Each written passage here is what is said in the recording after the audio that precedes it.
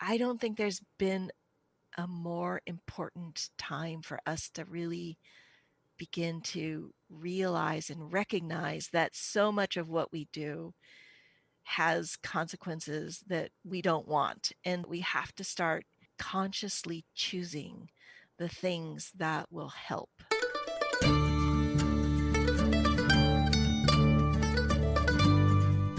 You're listening to the Good Dirt Podcast. This is a place where we dig into the nitty-gritty of sustainable living through food, fashion, and lifestyle.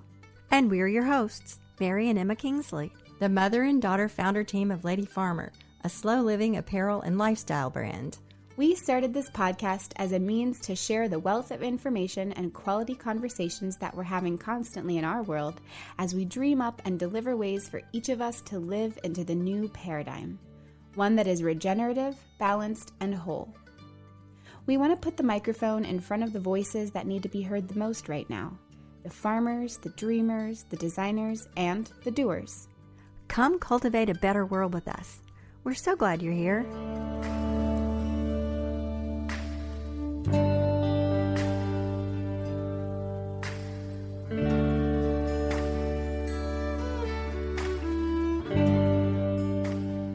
Hi, Emma.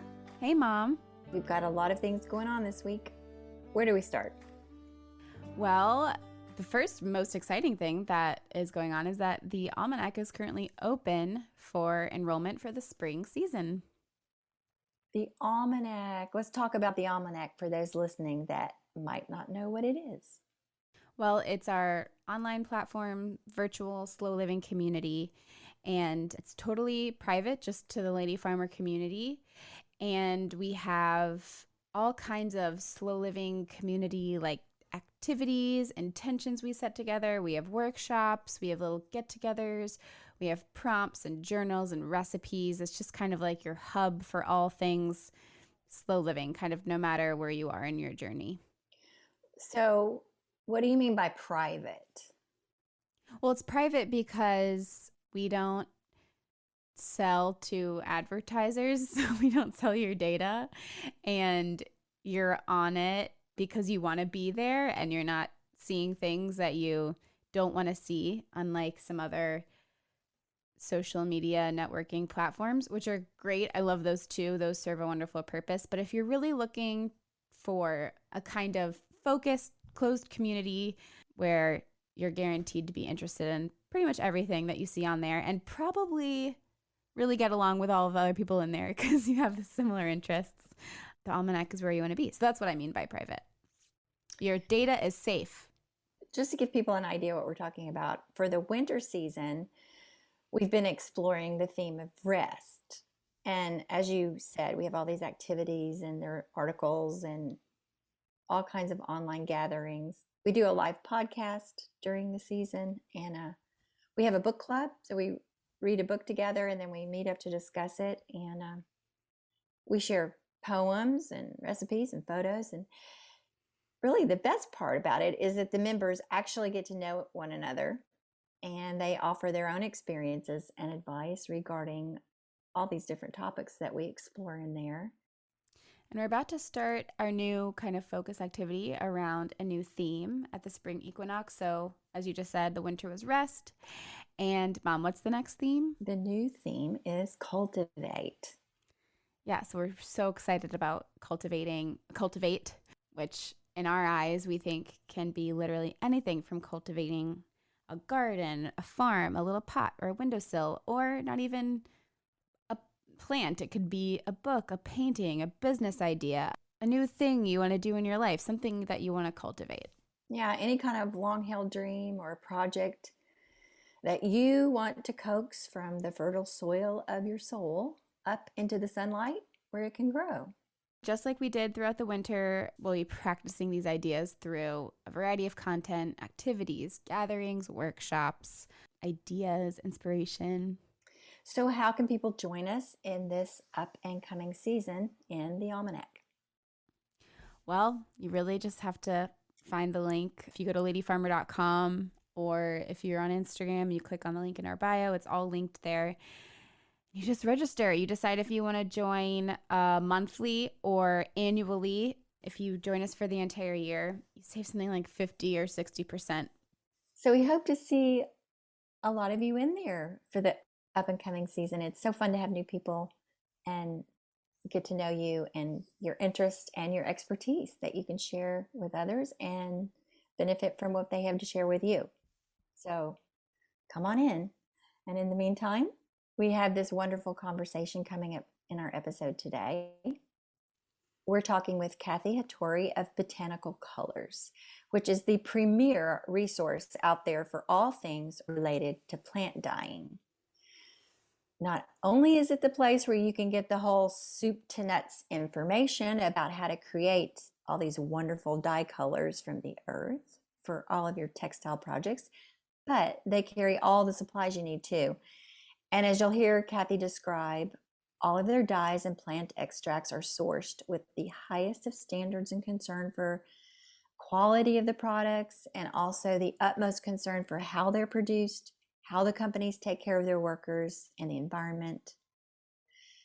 But before we go to that conversation, we should mention one more thing we've got going this week. Yes, so this Saturday, March 13th, meaning tomorrow, if you're listening to this, we have our Grow Your Own Food intensive, and there is still time to sign up. So if you haven't signed up yet, come join us. Wow, there's so much good stuff going on. And speaking of good stuff, we're going to turn it over now to Kathy Hattori of Botanical Colors.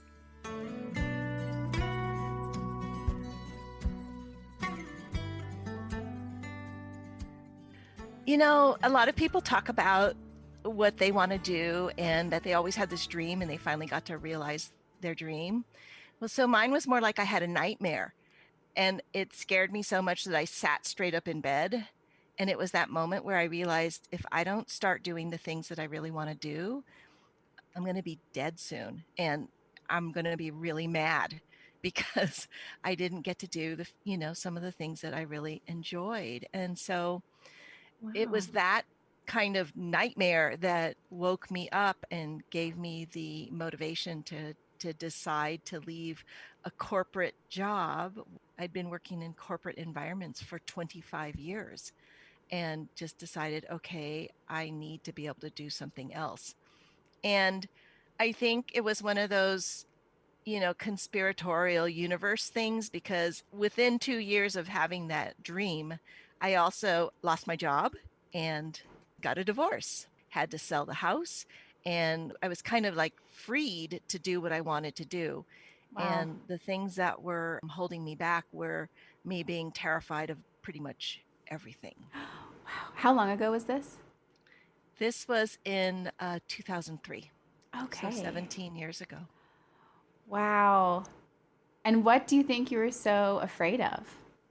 Well, when you're so used to getting a paycheck every 2 weeks, for pushing papers or doing whatever you do within this very structured environment, having to create every day and then also have that day bring in some level of revenue so you can keep going, that's scary if you've never really done that before.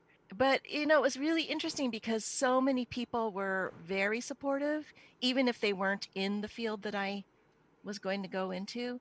They were so supportive that they just said, whatever you need, I'll help you with it. And so I had people from my tech background, those people were helping me with kind of some ideas with marketing.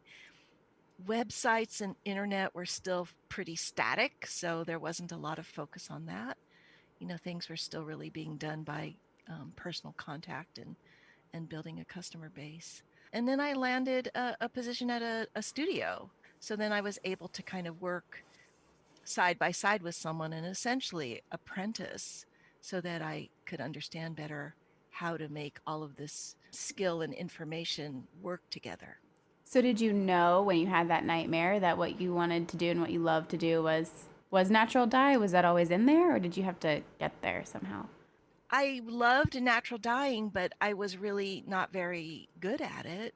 I had been doing it since the 80s, but really I had been working on very specific art projects that were trying to get me to create something from dyes and yarn into a woven piece that kind of a thing. I didn't wake up and go, oh yeah, I'm going to work for a natural dye studio. It was really more, oh, I know I'm not going to do this corporate position anymore. And I am going to figure out what I can do in the textile world, because that's what I had done quite a bit of work in. So it was really because I got this position at the Natural Dye Studio in Seattle that I was like, oh, this is even better, because I wasn't really that good of a weaver and I wasn't a really good knitter.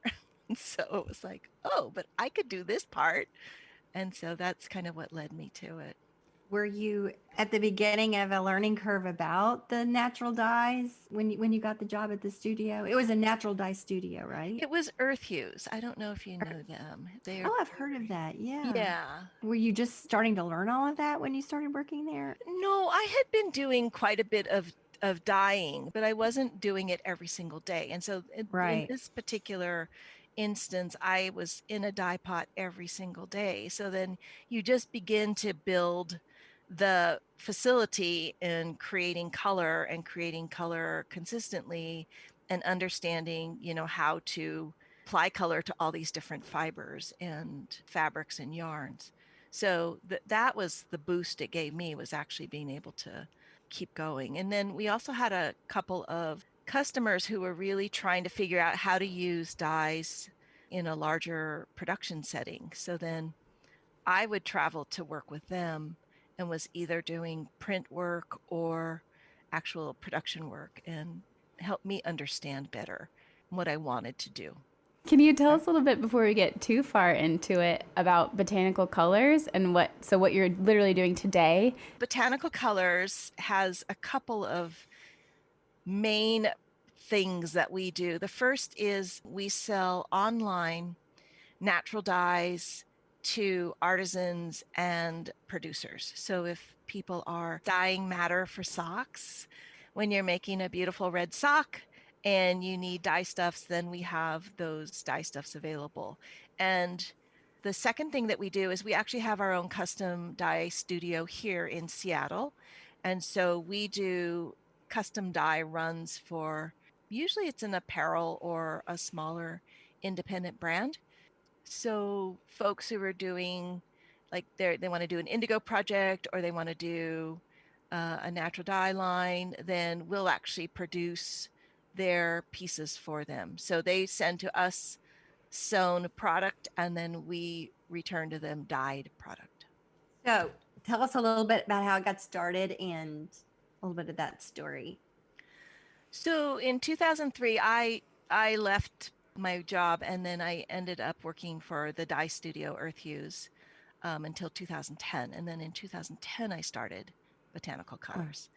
So we're now 10 years old. Oh, wow. Yeah. When you started out in 2010, is this what you had in mind, or has it changed in any way from what you thought it would be? It changed quite a bit. We used to be so much smaller. It was just me. I was the employee.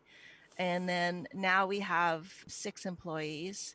We're growing, which is really wonderful. And so I have to say that I never thought that one could have a career in natural dyes. It just didn't exist, really. Yeah, and I think you've had a big part in making that a thing. Like, you're such a big influence in the whole industry. It's funny, I don't think of it that way, because I'm still in the weeds on everything that we do. So sometimes you don't really get the reflection back. I mean, I understand, because when we do our Feedback Friday, there's a lot of people that show up, or when we send out a newsletter, we do get responses. So I am seeing that it's there. It's hard to place yourself, right? It's not like I have an entourage that's kind of out there. Kathy's people. Yeah, really. Well, no, I know that, like, I don't even remember when it was, but not that long ago, that I thought I want to dye something. And I was Googling around in like places on the internet where you could get this little bit or that bit of that. But you definitely had like the comprehensive thing where this was like a really legitimate source of these things. And it was like, okay, these are my people. This is my source. And I imagine a lot of people had that same experience, so that you sort of became it. Pretty humbling, because I know that even though we do some level of dyeing every single day, there's a whole bunch of people that I learned from, and there's a whole bunch of people that they learned from. I mean, this tradition has been going on for a long, Yeah. long time. So Oh, yeah. the knowledge base is so deep, but it's not super well cataloged or, Right. captured. Every day's a discovery, but you also know in the back of your head that somebody else has already done this. It's super comforting to me. Like, oh, okay, this can't be that hard because somebody else has done it and they've probably done it better, but it's not like I'm out on a spaceship somewhere. It's very much grounded in a tradition somewhere around the world. You provide a place where you can click a couple of things and voila, there's the instructions for what you want to know. Mm-hmm. And it's all in one place. And I think it's a really, really nice resource. And I don't know how many times I have consulted your how-to page because for the life of me, you can't remember those proportions or those how much mordant per Pound of pound. yarn. Yeah, and Yep. I'm constantly having to refer to that. And there it is. It's all right there. And the other thing is about what you said. It's such a neat mix of like traditional knowledge and science, and there's ways to do it, but there's also many ways to do it. What I found is, you start with the instruction or whatever, and then you're free to, experiment or see if this works or that works. And I think your resource page and the videos that you put out and the feedback Fridays that you do really give people a lot of room to play with it. Yeah, it's a great mix of all kinds of information and expression. And the nice thing is you're so close to the natural world all the time, Yes. just inherently attached. So for me, that's super important just to kind of keep an eye on the fact that, somebody grew this somewhere. There's just that really great feeling that you get that you're using a crop that somebody spent some time cultivating and growing and nurturing. Now, for the So dyes that you guys sell, do you create all of those in house? No, so what we do is I have a number of suppliers around the world, and many of them I've worked with for almost 20 years now because I Wow. worked with them prior to Botanical Colors and then now. And I visited them.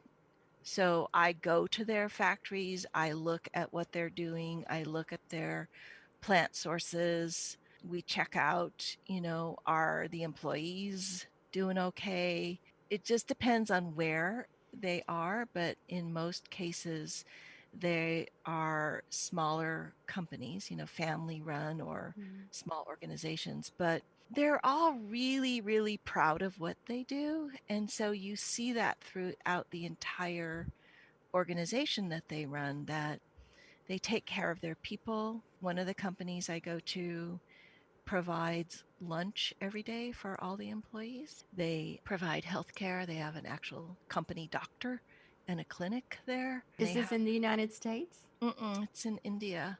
Uh-huh. And they also are really supportive of both having women in management and also providing scholarships for girls in the community. And what a fun part of your job that you get to make these connections and maintain these relationships and support these businesses. It's kind of a dream, right? Yeah. Because I can look out at the stuff that we have and to the blossom, I know, oh, that person grew it and I know their story and I know what they're trying to do. And like this coming year, we're really reaching out to Pacific Northwest growers who could potentially do dye plants. And wow, the response has been so amazing. Already we have four of them, and we're kind of figuring out who's going to do what, among them. Again, a few years ago, this was impossible. I mean, I was Mhm. begging people to grow because I live on a city lot. We don't have enough room to grow enough to actually sell. Yeah, I was Maybe a going to little bit. ask, do you grow your own dye plants at all, or have you ever done that? I used to grow my own dye plants, but in our household, we grow food. Yeah. So we grow for a couple other families as well. So we kind of have our own little front yard CSA. And so then pretty much all the land that's used for garden is food growing. And so I'm relegated to deadheading dahlias. That's what I get to do. And that's my dye plant. We've done that a few Yeah, times. so I wanted to ask you, like you're talking about these small companies, these family-owned companies that are abroad. For instance, like would there be one company that all they do would be like the indigo? I mean, is there Is enough it by worldwide? dye? It kind of depends on the company. They all are different. Many of them have at least a couple of different dyes. If you look at the world of natural color, right? The natural Right. color can also be natural food colors. So because so many of the synthetic food colors have been either restricted or banned, because of their health implications, some of these things, it's like you buy a Trader Joe's, chicken thing that is supposed to look kind of brown gravyish and nice. Hopefully that brown is a brown from a natural source, like, maybe onion skin or Dyeing foods. well, they're enhancing the color of an Ah. ingredient in a lot of processed food, right? Mm. Because you want it to kind of look a certain way. I mean, I don't know Yeah. much about this part of the world, but Right. there's that. And then as a byproduct, sometimes they'll have another dye that comes out of it. It's not suitable for food, but it could be suitable for another use. And so I talk with those people a lot too, because they have Oh, like kind of interesting. the B side of the color that they're extracting. Then there's people that are just doing textile dyes. The textile That's amazing. world is, it's among the top 3 polluters globally. Yes. Heavy water use, heavy energy use, and then the textile dyes and assists and post treatments, very few of those are regulated. So it's really easy to work in the organic chemistry side, meaning, carbon based chemistry, and create all these products for textile processing that are either untested or can be harmful. And if you Yes. have looked at any of the Greenpeace monographs and white papers on textile processing, you'll kind of see what they're talking about. Like in 2010 to 2015 or 2016, they were really active in trying to get companies to detoxify their supply chains. So companies are starting to look, it's sort of a sideways glance right now, but they are looking at natural colorants, and there are premium denim companies that will use natural indigo. So there is a market for it. It's nothing like the market for synthetic colorants, but it's Right. starting to grow a little bit. Hey guys, it's Emma here. If you've been following us for any amount of time, you know that I love making seasonal playlists. I think that music is truly the best way to really anchor yourself in a moment of time and an experience. And I think that music is such a huge part of slow living, and I truly love making these playlists for you guys. So I am so excited to introduce a really fun collaboration that we have this coming up season for the spring playlist with Numero Group. I can definitely tell you that if you've been stuck in a musical rut, the Numero profile on Spotify, Apple Music, or Deezer is definitely the place to go. They have dozens of playlists for every kind of listener, from pastoral folk to cosmic country, every flavor of eccentric soul. And what's super cool is it's like a treasure chest of rich stories and histories of forgotten musical legends. So I really love listening to whatever Numero Group puts out. The Lady Farmer Spring playlist is no exception. You guys are going to love this one. So it is on Spotify. We'll also make a compilation on YouTube, so you can listen there as well.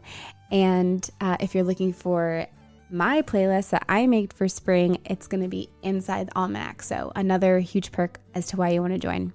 But in the meantime, follow Numero Group. We'll link them in the show notes, and enjoy the spring playlist. Do you think that natural dye is in fact scalable to the degree that it kind of needs to be for some of these bigger brands? Like, you've done some work with bigger brands. Can you tell us about what that's like and the possibilities there? The brand that we've worked with most consistently is Eileen Fisher. And Eileen Fisher has a division of their company where they take back their clothing. And so when they take back the clothing, it's either in really good shape and they just resell it in their Eileen Fisher Renew store, or if it needs to be upcycled, then we're part of that upcycle effort. And so then we'll overdye the clothes, typically in indigo. That seems to be the one that's the most popular. And then the third stream that they have is called Waste No More. And Waste No More takes the garments that are unusable to either be upcycled or resold, and they create new fabric from it. And they're using this fabric as either create accessories or to do interiors, home goods, things that they can now refashion this panel of fabric that they've remade through felting and make another product from it. And they just did a collaboration with West Elm that has Wow. cushions and upholstered furniture and all sorts of things out of this remade fabric. It's really Cool. interesting. Yeah. So there's Eileen Fisher, the main line, Hmm. Eileen Fisher Renew, and then Waste No More. So cool. So you do Yeah. work with them, and Hmm. the indigo mostly works. And is that what are the big challenges there? We've worked out most of the kinks. I would say that just the volume was a little bit much for us in the beginning, but now we sort of have the techniques down, so we're Yeah. able to process much more efficiently. Oh, that's so So, cool. yeah, it's a really great program, and it usually launches around Earth Day every year. And then your second question about scalability and feasibility, really. So I think it's a convergence of a bunch of different initiatives. I don't think that you look at natural dyes and say, natural dyes are going to conquer the world and save us all from global warming, Right. because that's not really a true statement.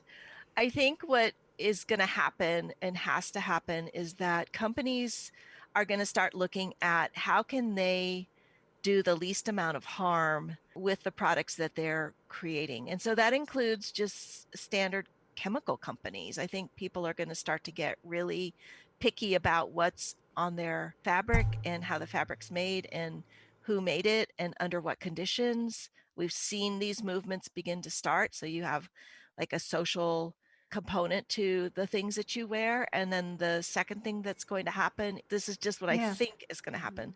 Things will become cleaner. The processing will use less water and less energy, and then also have fewer additives on the back end that as a consumer, when you wash them, you end up, putting stuff into the water that sometimes they can't take out. So you want to be able to not have to do that at all. And then I think natural dyes has a place in this whole convergence of many, many different variables. So it's not really even a Venn diagram. It's sort of like a big spirograph of all of these things that are going to be converging in order to create a better impact.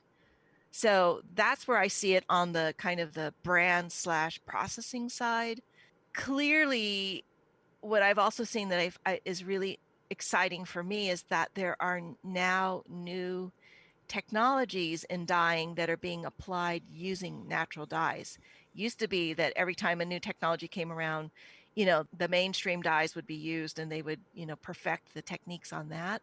But I am starting to see R&D where they're doing specific types of dye processes. They're using onion skins or they're using lac or they're using madder root and things that normally they weren't using before, because they're not only just looking at how do you take the dye and apply it to the fiber, they're also looking about, okay, so then when the fiber is done at the end of its life, what's the impact there? And so if you have a natural dye as your colorant, the impact is a different impact than if you have a synthetic dye. That is certainly encouraging, that kind of R&D. Also, along with that, I guess you get an opportunity for growers, like as you were saying, you're cultivating growers in the Pacific Northwest now, but like for instance, an onion farmer could sell a bunch of the yellow onion skins as a value added thing, and if Mm-hmm. that's becoming more mainstream, and that could be Mm-hmm. another revenue stream for farmers. What else would be a byproduct of something like that? I guess like Again, there's like food colorants, and when I say food yeah, colorants, what I'm talking about is something that has a deep color but also doesn't need to be washed and exposed to yeah, sunlight, right? Because a lot of food colors are somewhat fugitive because you're going to eat the thing, right? If you're coloring a strawberry yogurt with a little bit of a, pink from grape skins or beets or whatever, it Uh-huh. doesn't matter because it's kept cold, it's kept in an opaque container, and you eat it within, 90 days kind of thing. So Right. that's a different colorant kind of category. And I think there's lots of opportunities for that. And Right. I believe also that industry is pretty well established and sophisticated. So they're definitely looking at it if they haven't already looked at it. On the textile side, it's really we're looking for dyes that are much more robust, or if they aren't, that they have some other quality that makes them desirable for somebody to want to use them. And it could be that certain dyes are kind of more popular in the craft market than they are in, let's say, the apparel market. So you're Right. kind of, sorting the dyes and their performance based on who is the end user. Which dyes do you see as being more popular with the crafters versus? Well, okay, so I have like this total soft spot for flower dyes, right? Uh-huh. But they're not very light fast and they're not very wash fast, but they're just so fun to work with. And so I could see that people who are making, something to wear for the summer, maybe they want to use flower dyes in order to dye that garment, but knowing that probably within a year it might be a little faded and they're going to have to dye it again, as Uh-huh. opposed to a typical apparel company will tell us, it has to be able to go through X number of laundries. It has to be able to Right. not fade or change color, or there's a lot of parameters that they have that are basically designed for synthetic dyes. But because there's Yeah. no other standard, natural dyes also have to get to meet those same parameters. So it's very challenging. So I wouldn't ever talk to like a brand and say, well, you ought to use Dyer's chamomile, you know, Yeah. or rose petals or something like that, because the consumer is not going to understand. Well, that's so interesting. I'm glad you brought that up because part of what we feel like we do is educate people on what to expect with this sort of thing. And we even, the socks you were referring to that I dye and have been pretty popular. We put a note in those and said, let's tell you about these. These are natural dyes. The color might be a little bit uneven. You might see some fading. If you don't like that, send them back. That's Yeah. not what you expected. We'll take them back. But this is a natural dye, and if you see some crocking, if it comes off on your skin, then maybe wash it a few times. But if you're not happy, we'll take it back. But just to expect, what you just said, this is not a synthetic dye. It hasn't been like tested in a lab and washed 20 times and all that. This is a craft, and this is a beautiful thing, Right. And and it's from a that's what it plant. is. And the Yeah, plant was doing a whole lot of other things Yeah. besides just being a dye, exactly. right? But when you look at No kidding. a synthetic dye is only a synthetic dye, and it's Right. only for a specific fiber. So Yeah. reactive dyes only for cellulose, right? Acid dyes only for protein fibers, that kind of a thing. So the plant is so much more a huge opportunity. It could be a medicine, it could be a Yeah. color, it could be a food or an herb. I mean, there's just the secret in this color and these dyes, and we're still discovering all that. Yeah. And we want people to appreciate that, or at least to understand that, and you have a choice to incorporate these things in your life or not. Just know what you're getting and know what you're dealing with. And it's Exactly. not what you're going to go and get in Target. It's a totally different thing. And so your expectations should be different as well. And people don't have to get excited about it either. It's just, this is what you're going to get. There's a great Yeah. quote from Jason Logan. So he says a couple things. He's talking about natural ink making, and he says, ink is alive. Stop worrying about how long your color will last in its current state and start delighting in the way that it changes. And I That's just thought, oh, what a perfect. fantastic philosophy as he makes ink. Because if you look at this picture, the ink starts one way and he adds something to it and it changes into something else. And that's what he loves about ink. And so I always thought that was such a great way of looking at the work that he does. That is so beautiful. Yeah. And when you think about it, like if you are consuming things and wearing things and eating things that are natural and, you know, were once alive or are alive, however you want to look at it. Like something that's living is constantly changing. Like to live is to change, and that has like real energy to it. And when you're wearing and eating and surrounding yourself with synthetic things, I mean, not to like hate on everything synthetic, like thank goodness for science and they help with a lot of stuff, but it's just a different way of being. There's no energy and it's dead, and if it's not changing, then it's not alive. It's just a different way of interacting, I guess, with. Yeah, it's just a choice of, you know, how you're going to interact with your surroundings. And I think the more you discover these sort of using and living with and in and on these living things, it has a different energy to it. And it's very exciting.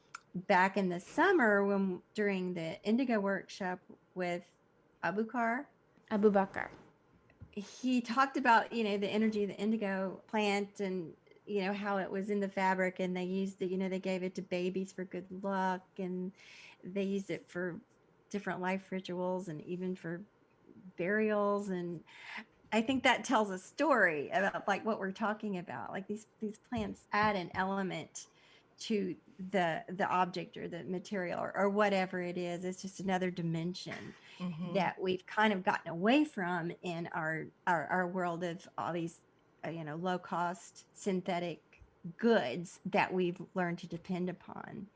And it's fun and interesting and kind of an adventure to learn about it, maybe incorporate into your daily life, like the naturally dyed plants. And like we've had again about the socks, people will reach out and say, I just love these socks, they just feel so good. Or, you know, people like talk about the delight of these socks and like, how are they that different? It's just socks. Well, it has this natural dye in it, it's been done by hand, no plastics, all that sort of thing. People notice.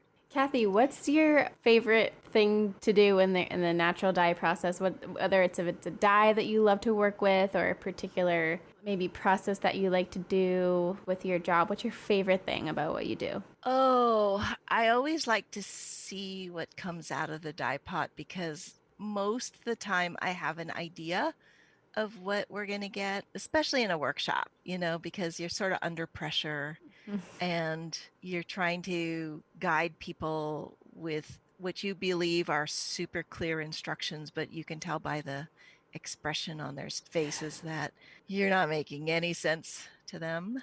Get them to the point where everything's in the dye pot and we're just waiting. And so it's that moment of when the color really begins to hit the fiber or the fabric that I am always really excited about, because you actually don't kind of know until it's out what it's going to look like. And there's these nuances, you know, if you change the yarn type, then something changes there. If their water can impact it, it's just variables that are beyond your control. So then it's really great to always see the results. That's so true. And, you know, I feel like part of it is because I'm kind of a newbie at it. And so I never had to get the same thing twice. You know, I see something I really like. Oh, I want to do that again. And I think I'm repeating the steps the same way and it doesn't turn out. And so it is just a constant surprise and it's delightful. And It's if you, kind you of know, like cooking, you know, when you yeah, decide to substitute brown sugar for granulated sugar, and then you're like, oh, you know, you yeah. didn't realize what an impact it was going to have. One time I really got a color I really liked, and I did the exact same thing again, but I used a different pot, and it turned out so differently, and I couldn't read what in the world happened. And I noticed later on that it was an enamel pot, and in the bottom of the enamel pot, there was this tiny little piece of paint had flaked off, and there was a little bit of rust in the bottom. So it had totally changed the whole thing. Right. And I thought, isn't that interesting? Like this little unseen thing. And I kind of loved that. I mean, it was such Little an accident. molecule. Just like, boy, it doesn't take much iron, does it, to smidge. So tell the listeners what we're talking about with the iron, the saddening. That's fascinating. Oh, so saddening is kind of an old term. I always associate it with colonial dyeing or, you know, dyeing in the 17th century. It's where you use iron in order to change the color of your base dye, and it will make things, we say darker, and we mean darker such as like grayer, not more saturated. So like if you use a red, you're not going to get a darker, deeper red. You're going to get a purple-ish color. So it kind of grays things out. And it was used in order to create a kind of a second palette. So if you had a strong yellow, a good red, and some browns or tans, with the yellow, you could get kind of a greenish yellow color. With the red, you could get sort of a purpley shade. And then with the browns, you could get grays and almost blacks if you combined a couple of the different dyes. So it was a way to extend the palette. It was cheap, it was easy. But yeah, iron is very aggressive. So I always use it very, very, very sparingly. And it happens really fast, It's instantly. quick. So it's very interesting. It gets into the alchemy aspect of the whole thing, which is That's right. fascinating. Kathy, Very have you seen an curious. uptick in orders or interest since the pandemic? The short answer is yes. It's been kind of crazy actually, because, Seattle was one of the first regions that actually had a large coronavirus problem. That's Like right. it started in February, and by the end of February, we were already isolating because we didn't really understand what was going on with it. And then by mid-March, we were locked down. So we have two studios, one's upstairs and one's downstairs. So I could work upstairs and someone else could work downstairs, and we would be socially distanced. Because of that, there was just one person doing like orders. And so at first I hadn't really been doing orders before, so I didn't really know like how many. And then all of a sudden it was just a lot. And the other thing that happened was that some of my good friends who are artists and instructors, all of their events were canceled.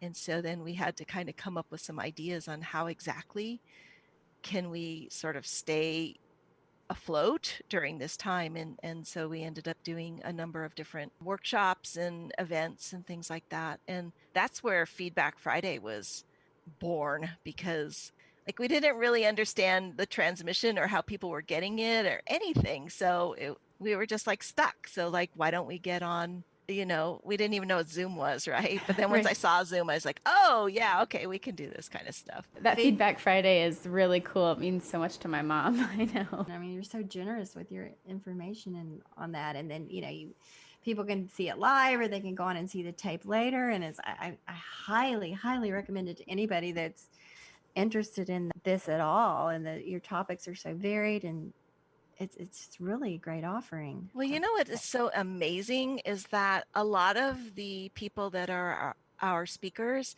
I've known them, I've admired them, and I've never ever had the opportunity to kind of be with them, right? Yeah. Because everybody was either in a conference or they're teaching or they're traveling or they have an exhibit. But the pandemic has made everybody kind of just stop and And be Yeah. available.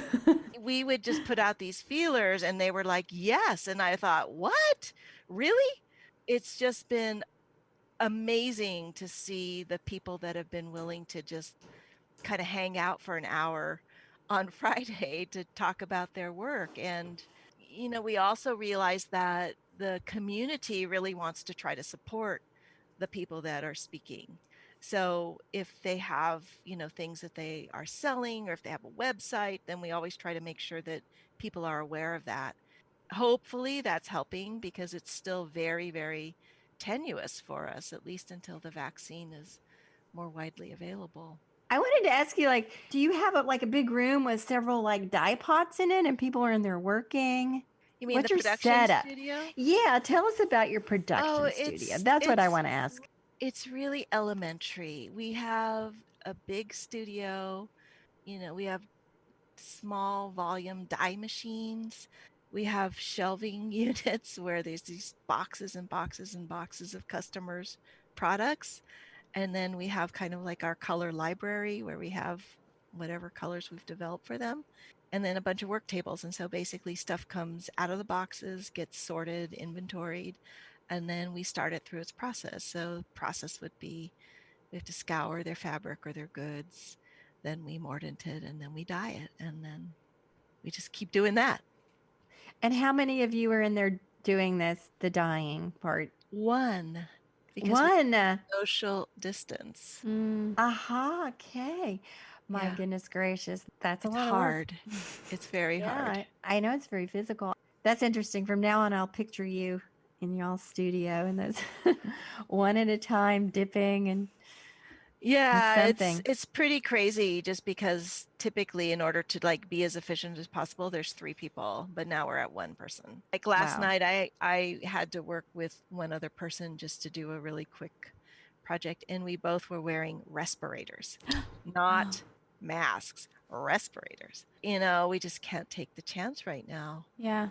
It's sort of a playful question to see what people come up with. Can you talk about the connection between natural plant dyes and good dirt? However you want to interpret good dirt or think about good dirt. So it's a pretty fundamental connection, actually. It's like Okay. you can't have one without the other. And Uh-huh. the other thing that I have to say about having really great soil to grow plants is that it's becoming more widely known that good soil traps carbon. As you are growing plants, the plants will absorb carbon from the atmosphere. And then if there's a robust root system and microbe system below, then it will hold it. And so, of course, we're at a moment now in crisis where there's too much carbon in the air, and that any plant and all plants have to be able to pull it into the soil and keep it there. And so, I just started reading this book called All We Can Save. Have you heard of it? I've been No. seeing it. I really want to read it. I'm writing that down. The two editors are one is a marine biologist, and the other one is a climate scientist who works for Project Drawdown. And so they're all focused on like how do you deal with this? But this book is by women scientists, women activists, people of color, you know, traditional approaches to climate, et cetera, et cetera, et cetera. So it's I think there's like 50 or 60 different contributors and there's poetry, there's essays. It's intense.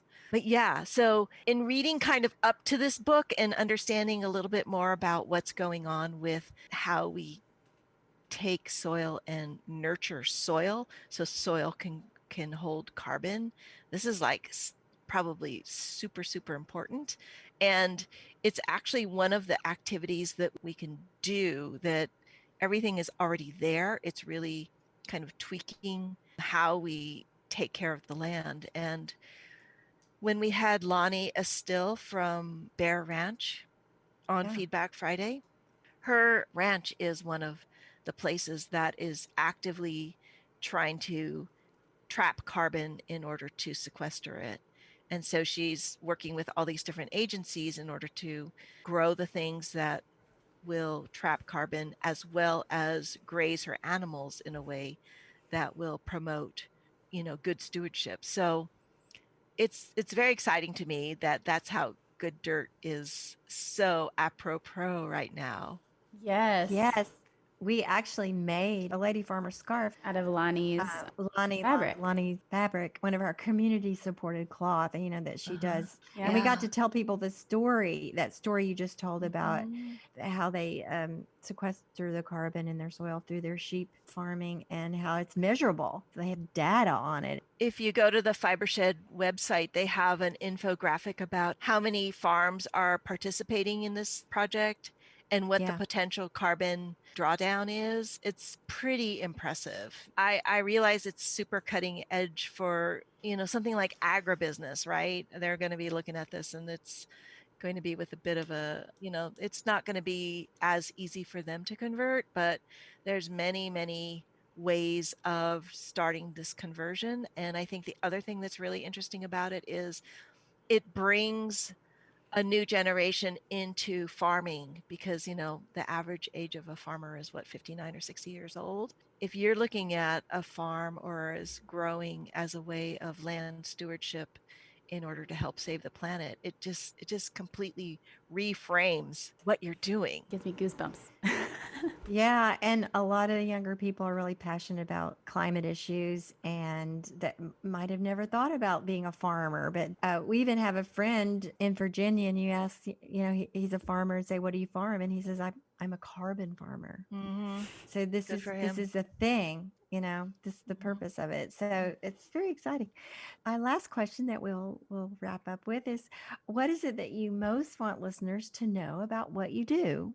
We are here to help people incorporate the plant world into their wardrobes. So, any project, any level, it's something that you can do at home. You can do it if you're a producer, you could do it for your studio work. If you're a brand, you could do it for the clothing that you make. Because I don't think there's been a more important time for us to really begin to realize and recognize that so much of what we do has consequences that we don't want. And we have to start consciously choosing the things that will help. And so, growing dyes and helping a farmer, or dyeing things with plants using solar energy, using low water techniques, all of these are within the reach of almost any craft dyer around. So, we want to be able to help people understand that and use it and love it as much as we do. That's wonderful. That And is you a do a wonderful job of fantastic. that. Yes, that's a Thank you. fantastic answer. Yeah, what you just said about thinking of the consequences of all of our choices, it's central to our mission at Lady Farmer. And not in a scary, like everything's ruining the No. world way, but in the opposite, in the empowering way, and like look at what difference And you can just make. You can start. And the other thing, I have to say that before I started reading All We Can Save, I was pretty much in despair about how do I deal with the impacts of the climate crisis. I mean, what is it that I could possibly do? There's nothing, right? And this has given me hope that there are things that I can do and I am going to do and I can't not do, right? At this point, we cannot not do it. We Mm-hmm. have to do it. Mm-hmm. And so that's what's kind of keeping me going. Oh, that's wonderful. I'm gonna get this book. I can't wait. yeah, it's going to go on our list. It's gonna, Well, yeah, thank we have you a book so club. much for joining us, Kathy. It's just been so Oh, lovely. We've you're had a welcome. professional relationship for a while now, but I've never seen your face. Yes. Oh, really? Well, I've seen your Yeah. face, but not in real time talking to Oh, it. right. Yeah. No, but I mean, you had Amy as your first. Yes. Yeah. She's such a connector. She's been the topic of many a podcast because we just know so many people through Amy. She's an I angel. know. It's true. It's There's like these everybody knows center of Amy. the universe kind of people, and she's Yeah. definitely one of them. Yes. Yeah. We have little Yes. show notes when we start talking about Amy. This is who we're talking about. Go to episode 1. Yep. Episode 1 and 14. And, Yeah. Well, thank you for your time. yeah. And I look Oh, forward my to pleasure. hopefully My working more with pleasure. you in the future. So, Kathy, where can people find you and follow you, and what sort of things should they look out for from Botanical Colors? We have a website for lots of information there. All of our how-to instructions, products to purchase. We have a blog. We have our Feedback Friday videos, and that is botanicalcolors.com. We are also active on Instagram, and Instagram is at Botanical Colors. You should just be prepared to be surprised all next year. Awesome. Because we're going to find all sorts of fun things for us to do while we're waiting for vaccine and before we can open up and be gathered together again. We'll have lots of things available for people so they can still learn and be with us Fun. And virtually. are those Feedback Fridays, are those on IG Live, or are they on, is it like a Zoom call you go into the They're a Zoom call, and so we're in the process of transferring them to YouTube. Okay. So they will be on YouTube, but right now they are living on the website, and you just click on the tile of the subject that you want, and it just launches the video. Cool. Yeah. Amazing resource. Thank you, Kathy. Thank you, Kathy. Thank you, you guys. It was so amazing to talk to you and such You an too. honor.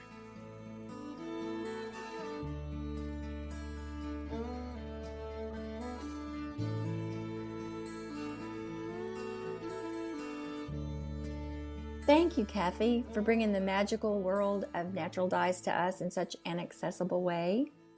For all of you listening, I encourage you to go to the website botanicalcolors.com and peruse all of the fantastic information that's offered there for free, including the amazing weekly Feedback Friday feature, where all of the natural dye experts come to demonstrate their craft and answer your questions. These sessions are not only free to join, but they remain on the website for you to refer to at any time.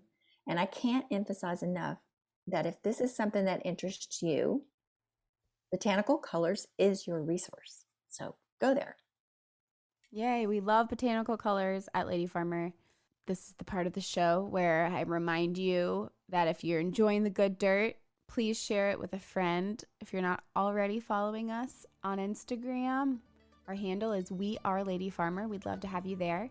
And like we mentioned, enrollment for the Almanac is currently open, but it's closing. So we open for 2 weeks every season, and so it's a short window to jump in and join us. And that's so that we can have a more collective experience together as we move through the seasons.